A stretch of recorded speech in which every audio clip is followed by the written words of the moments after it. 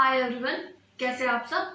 आज की वीडियो में हम लोग बीपीएससी टीआरई 2.0 जो है उसके बारे में डिस्कस करने वाले हैं।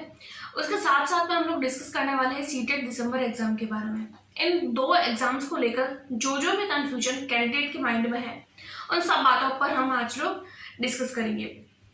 सबसे पहले तो मैं आप लोगों को बता दूं, बीपीएससी का जो वैकेंसी है उसका नोटिफिकेशन हमारे पास में कल ही आ चुका है।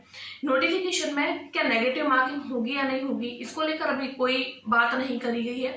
सिलेबस के बारे में अभी तक कोई बात नहीं करी गई है। उसके अलावा अगर हम लोग बात करें सीटेट अपीयरिंग वालों को मौका मिलेगा या नहीं मिलेगा, तो इसके बारे में भी अभी तक किसी भी तरीके की कोई बात नहीं करी गई है। फिर भी इस सब बातों को लेकर कैंडिडेट के माइंड में कंफ्यूजन है, तो मैंने सोचा क्यों ना एक छोटी सी वीडियो बना दी जाए। उस वीडियो के माध्यम से आप सब लोगों को जो है वो जो भी कंफ्यूजन है उन सारे सवालों के जवाब दे दिए जाए, क्योंकि बहुत सारे कमेंट्स आते हैं तो सारे कमेंट्स का आंसर करना पॉसिबल नहीं हो पाता है। तो देखिए, सबसे पहले तो हम लोग बात करें इसकी एग्जाम फॉर्म की। तो देखिए, एग्जाम जो है वो फॉर्म जो है वो तो हमारे फिलअप होने वाले हैं 3 तारीख से, यानी 3 नवंबर से स्टार्ट होने वाले हैं। बीपीएससी की बात कर रही हूँ मैं, और इसका जो एग्जाम है वो 10 दिसंबर से होने वाला है। लेकिन अभी तक सीटेट का जो नोटिफिकेशन है वो अभी तक हमारे पास में नहीं आया है। तो बहुत सारे कैंडिडेट ऐसे हैं जो सीटेट भी देना चाहते हैं और साथ साथ में वो बीपीएससी का भी पेपर देना चाहते हैं। तो फिर उनके माइंड में यही है कि हम लोगों ने अभी तक सीटेट भी नहीं किया है, उसके साथ साथ में हमको बीपीएससी भी करना है, सीटेट भी करना है, तो हम दोनों एक साथ करें या सिर्फ सीटेट करें। अगर हम अपीयरिंग में हैं तो क्या हम लोगों को मौका दिया जाएगा या नहीं दिया जाएगा। तो देखिए, पिछली बार का जो अभी थोड़े टाइम पहले जो बीपीएससी का पेपर हुआ था 1st to 5th वालों का, प्राथमिक वालों का, तो उस पेपर में अपीयरिंग वालों को मौका दिया गया था। यानी कि जो कैंडिडेट बीपीएससी के लिए भी प्रिपेयर कर रहे थे और जो कैंडिडेट जिनके पास में सीटेट का सर्टिफिकेट नहीं था, वो सिर्फ अगस्त वाला पेपर देने वाले थे, उन लोगों को भी इसके साथ साथ अपीयर किया गया था। तो हो सकता है कि इस बार भी आप लोगों को दिसंबर में जो सीटेट होगा उसमें अपीयर कर दिया जाए। हम लोगों को पता है कि बीपीएससी का जो पेपर है वो 10 तारीख को है, 10 दिसंबर को है, और सीटेट का तो अभी तक नोटिफिकेशन ही नहीं आया है। देखिए, नोटिफिकेशन अभी तक तो नहीं आया, हो सकता है आज कल परसों 1-2 दिन में आ जाएगा, हो सकता है अभी ना भी आए। तो देखिए, इसका नोटिफिकेशन आने के चांसेस लगभग जो है वो नवंबर तक है। नवंबर स्टार्टिंग में सीटेट का नोटिफिकेशन आएगा। 1 महीने तक लगभग जो है वो पूरा फॉर्म फिल भी पूरा चलता है, प्रोसेसिंग, फॉर्म फिल किए जाते हैं। उसके बाद में जो होते हैं वो करेक्शन के लिए हम लोगों को टाइम दिया जाता है। उसके बाद में एग्जाम की डेट डिक्लेयर होती है और उसके बाद में एग्जाम होता है। तो इसको लेकर काफी सारा प्रोसेसर जो होता है, इस पूरे प्रोसीजर में काफी टाइम निकल जाता है। काफी टाइम निकलने के कारण हो सकता है कि अभी तक भी अगर नोटिफिकेशन नहीं आया है तो हो सकता है ये पेपर जनवरी में भी हो। ये मैं हर बार बोलती हूँ कि हो सकता है पेपर जनवरी में हो, क्योंकि अभी तक हम लोगों को ऑफिशियल इसके बारे में किसी भी तरीके की कोई जानकारी नहीं मिली है। तो बीपीएससी के जो कैंडिडेट है, जिनको यूं लगता है कि आप लोगों को सीटेट भी करना है और बीपीएससी भी करना है, तो आप लोग देखिए, सबसे पहले तो आप लोग बीपीएससी और सीटेट दोनों के लिए साथ साथ प्रिपरेशन कर सकते हैं, अगर आप लोग इस चीज को हैंडल कर पाए तो। क्योंकि देखिए, बीपीएससी के लिए आप लोगों को इस बार बहुत कम टाइम दिया गया है, 1 महीना ही है, 1 महीने से भी कम टाइम समझिए। क्योंकि पिछली बार का भी आप लोगों ने पेपर देखा होगा, प्राथमिक का जो पेपर आया था, जिस पेपर में पहले इन्होंने सिलेबस कुछ और दिया था और बहुत सारे क्वेश्चन ऐसे थे जो आउट ऑफ सिलेबस थे। तो बहुत सारे कैंडिडेट ऐसे थे जो सीटेट और बीपीएससी दोनों के चक्कर में रह गए और एक भी एग्जाम को क्वालिफाई नहीं कर पाए। तो देखिए, हमें फिर से ये गलती नहीं करनी है। वो पेपर तो प्राथमिक का था, निकल गया, लेकिन अभी हमारे पास में बहुत अच्छा मौका है, क्योंकि ये जो एग्जाम है वो प्राथमिक का नहीं है। 6 to लेकर 8, 9, 10, उसके बाद में 11, 12।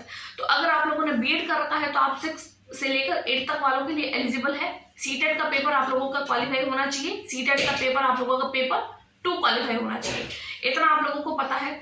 सिलेबस की बात करें कि इसका सिलेबस कब तक आने के चांस है, तो देखिए, बीपीएससी के सिलेबस अभी तक तो नहीं आया है, लेकिन जिस दिन एग्जाम फॉर्म फिल किए जाएंगे उससे 1-2 दिन पहले आप लोगों को सिलेबस दे दिया जाएगा। तो अगर आप लोग कुछ भी पढ़ते हैं तो सिलेबस के बेस पर पढ़िए। मैं हमेशा यही बोलती हूँ, आप लोगों को कुछ भी पढ़ना है तो सिलेबस को सबसे पहले ध्यान में रखते हुए पढ़ना है। सबसे पहले आप लोगों को सिलेबस चेक करना है, सिलेबस क्या है, सिलेबस में क्या देखा गया है, क्या दिया गया है, किस बारे में, कौन सा टॉपिक के बारे में कितना दिया गया है। उसके बाद में आप लोगों को प्रीवियस ईयर क्वेश्चन देखने हैं, क्योंकि जब आप लोग सिलेबस को देख लेते हैं, प्रीवियस ईयर क्वेश्चन देख लेते हैं, तो आप लोगों को लगभग एक आइडिया लग जाता है कि हाँ, किस टॉपिक में से किस लेवल का क्वेश्चन पूछा गया है। क्योंकि कई बार गवर्नमेंट की भर्ती में ऐसा हो जाता है, सिलेबस लो लेवल का होता है, लेकिन पेपर जो होता है वो हाई लेवल का होता है। उसके बाद में हम बात करें सीटेट की कि आप लोगों को दोनों एग्जाम के लिए प्रिपेयर करना चाहिए या सिर्फ एक एग्जाम के लिए। तो देखिए, अगर आप लोगों की सीटेट की बिल्कुल भी प्रिपरेशन नहीं है तो firstly you must prepare for CTET examination. देखिए, मैं ऐसा इसलिए बोल रही हूँ क्योंकि देखिए, आप लोगों को पता है कि बीपीएससी के लिए सीटेट मस्ट है। अगर आप लोगों के पास में सीटेट ही नहीं है तो आप लोग बीपीएससी का पेपर कैसे दे पाएंगे?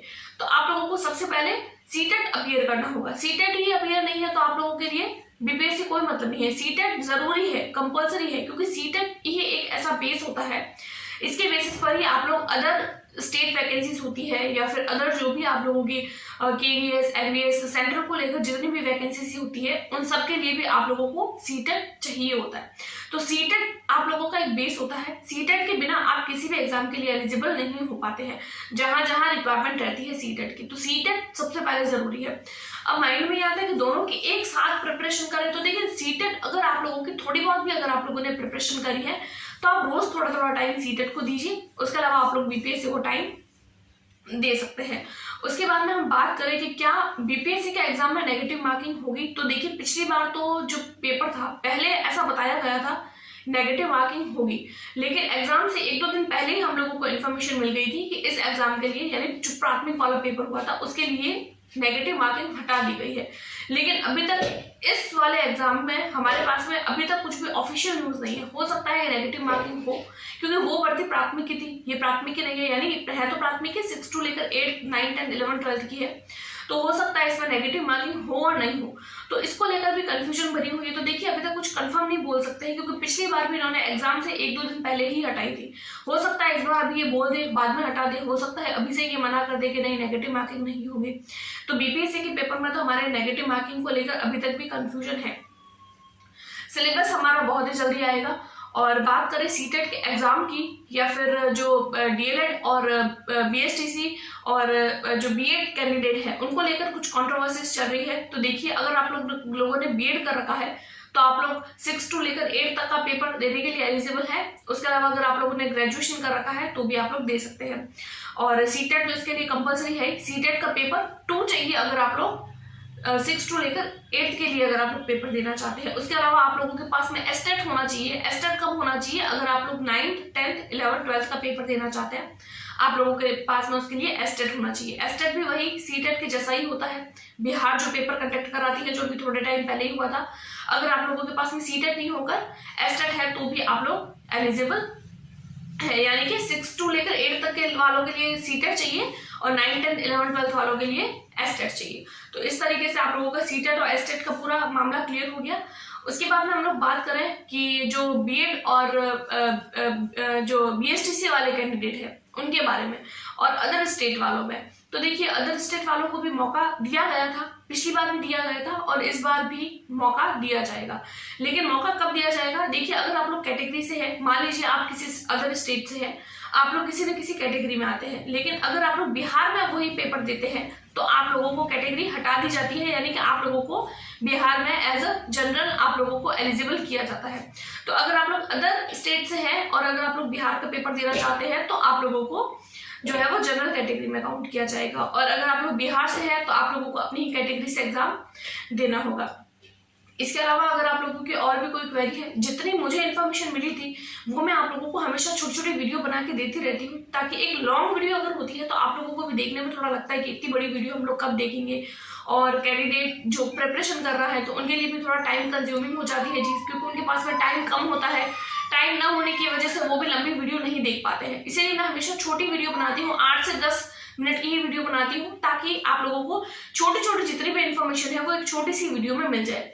इसके अलावा सीटेट और बीपीएससी को लेकर किसी भी तरीके की कोई कंफ्यूजन क्वेरी हो तो आप मुझे कमेंट कर सकते हैं। इसके अलावा अगर कोई भी न्यूज़ अगर मेरे पास में आती है जो ऑथेंटिक और ऑफिशियल होती है तो मैं आप लोगों को मेरे चैनल के माध्यम से दे दूंगी। तो अभी तक अगर आप लोगों ने चैनल को सब्सक्राइब नहीं किया तो प्लीज़ सब्सक्राइब कर लीजिए। Thanks for watching.